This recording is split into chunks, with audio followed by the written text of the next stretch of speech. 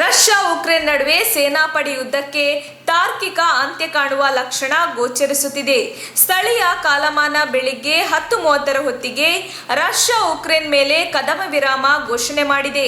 ಮಾನವೀಯ ದೃಷ್ಟಿಯಿಂದ ಉಕ್ರೇನ್ನಾದ್ಯಂತ ಕದನ ವಿರಾಮ ಘೋಷಣೆ ಮಾಡಲಾಗಿದೆ ಎಂದು ರಷ್ಯಾ ಘೋಷಣೆ ಮಾಡಿದೆ. ನಾಗರಿಕರಿಗೆ ಮಾನವೀಯ ಕಾರಿಡಾರ್ಗಳನ್ನು ಮುಕ್ತಗೊಳಿಸಲಾಗುವುದು ಎಂದು ಹೇಳಿದೆ. ಉಕ್ರೇನ್ ವಿರುದ್ಧ ಯುದ್ಧ ಸಾರಿದ 10 ದಿನಗಳ ನಂತರ ರಷ್ಯಾ ಕದನ ವಿರಾಮ ಘೋಷಣೆ ಮಾಡಿದೆ.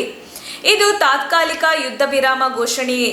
ಎಷ್ಟು ಹೊತ್ತಿನವರೆಗೆ ಅಥವಾ ದಿನಗಳವರೆಗಿರುತ್ತದೆ ಎಂದು ಕಾದು ನೋಡಬೇಕಾಗಿದೆ. ಈಗಾಗಲೇ 2 ಸುತ್ತಿನ ಮಾತುಕತೆ ರಷ್ಯಾ ಮತ್ತು ಉಕ್ರೇನ್ ಮಧ್ಯೆ ನಡೆದಿದ್ದರೂ ಯಾವುದೇ ನಿರ್ಧಾರ ಅಥವಾ ಒಪ್ಪಂದಕ್ಕೆ ಬರಲು ಸಾಧ್ಯವಾಗಿಲ್ಲ. ಇಂದು ಮಾರ್ಚ್ 5 ರಷ್ಯಾ ಸಮಯ ಬೆಳಿಗ್ಗೆ 10ರಿಂದ ಯುದ್ಧ ವಿರಾಮ ಘೋಷಣೆ ಮಾಡಲಾಗಿದೆ. ಬೋಲ್ಮೋವೋಕಾದಿಂದ ನಾಗರಿಕರ ನಿರ್ಗಮನಕ್ಕಾಗಿ ಮಾನವೀಯ ಕಾರಿಡಾರ್ಗಳನ್ನು ರಷ್ಯಾ ಸರ್ಕಾರ ತೆರೆಯುತ್ತದೆ ಎಂದು ರಷ್ಯಾದ ರಕ್ಷಣಾ ಸಚಿವಾಲಯಗಳನ್ನು ಉಲ್ಲೇಖಿಸಿ ಸ್ಪುಟಿಕ್ ಸುದ್ದಿ ಸಂಸ್ಥೆ ವರದಿ ಮಾಡಿದೆ.